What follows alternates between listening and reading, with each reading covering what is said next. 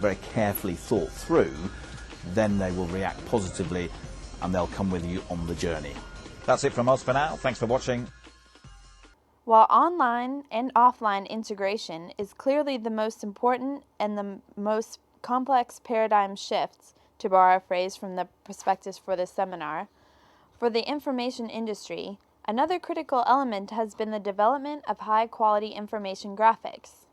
Today, a picture is worth more than the proverbial 1,000 words, sometimes more than many thousand words, and new technology has made it possible for brilliant images such as these to be produced relatively fast for both print and online use, making the infographer a key member of the journalistic team. Gone are the simple bar charts, pie charts, and rudimentary locator maps that once passed for graphic illustration. I spoke earlier of what innovation calls information engines.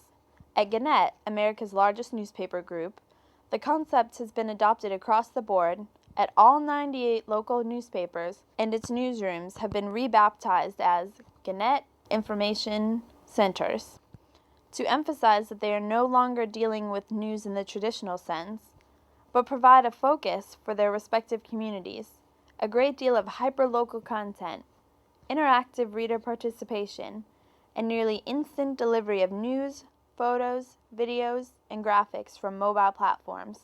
All of it 24/7, and all of it built around these 7 basic information themes.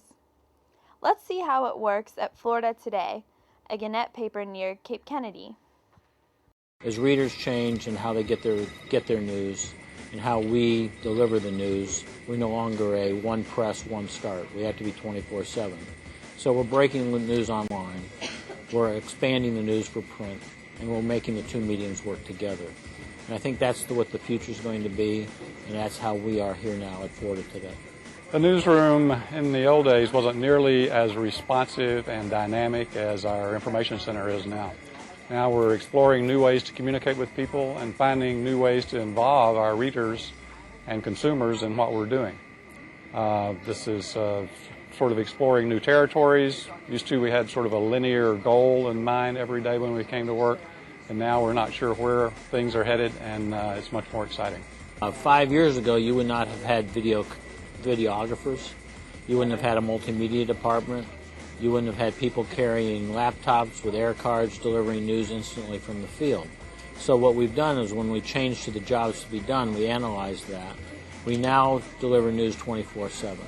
We have people writing instantly for the web. We hold nothing back. We break news. The jobs are more focused.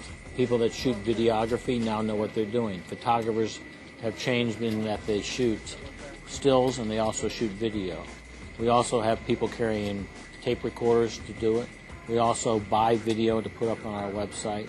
So the whole multimedia department has changed.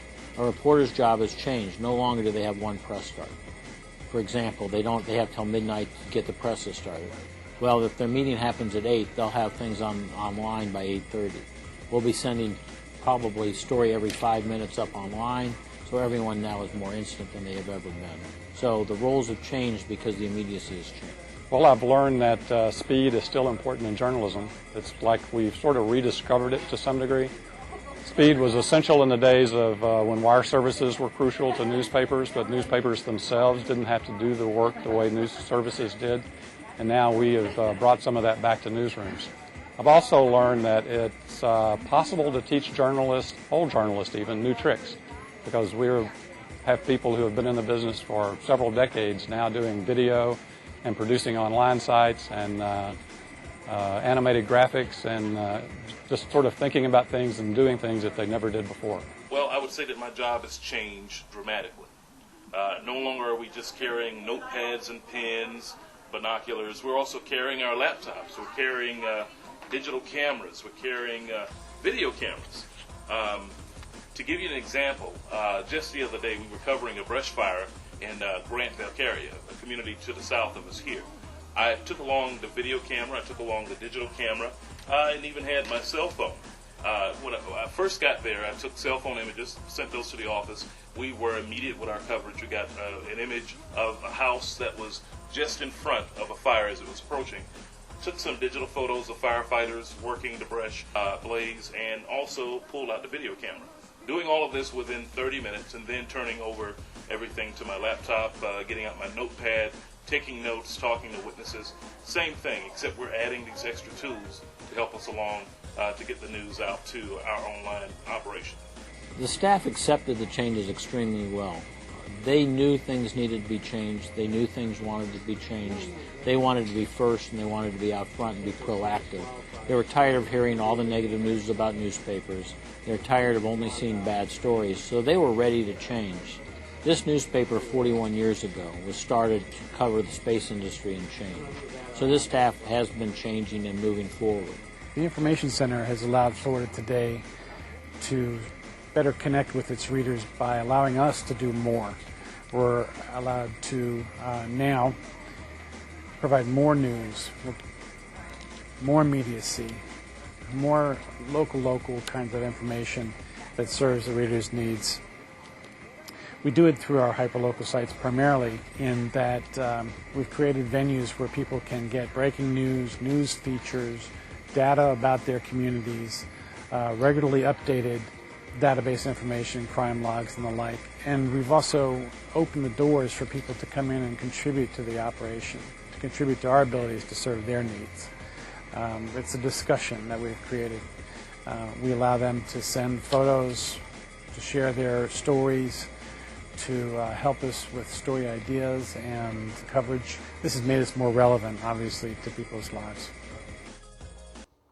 For those of you who are history-minded, you may be interested to know that Florida Today was founded in the early days of the U.S. space program to serve the rapidly growing area around Cocoa Beach and Cape Canaveral.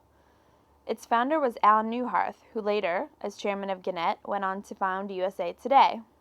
One of the more provocative chapters in the Innovation Report offers 20 suggestions for how newspapers can improve the quality and broaden the content of their websites. As you can see from this slide and the next, the suggestions are very wide-ranging in their scope, reflecting the work of bright minds scattered throughout the global journalism community. The article is full of specific examples of how these various ideas have been used in existing sites. Unfortunately, the tight schedule for today's presentations makes it impossible for me to cover each of these suggestions, but I am sure you'll find they make for interesting reading as you head for home after the conference, but please, not if you are driving.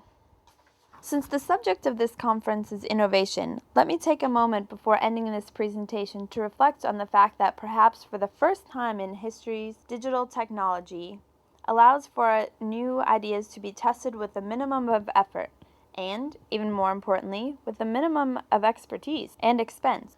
Journalists can use the web to test new ideas and new concepts without significant investment. Communities of interest can be created for the long term or for a short period as the duration of a local sporting event. The supertankers of yesterday can be turned around as easily as speedboats, and the mules can be transformed into gazelles. Thank you.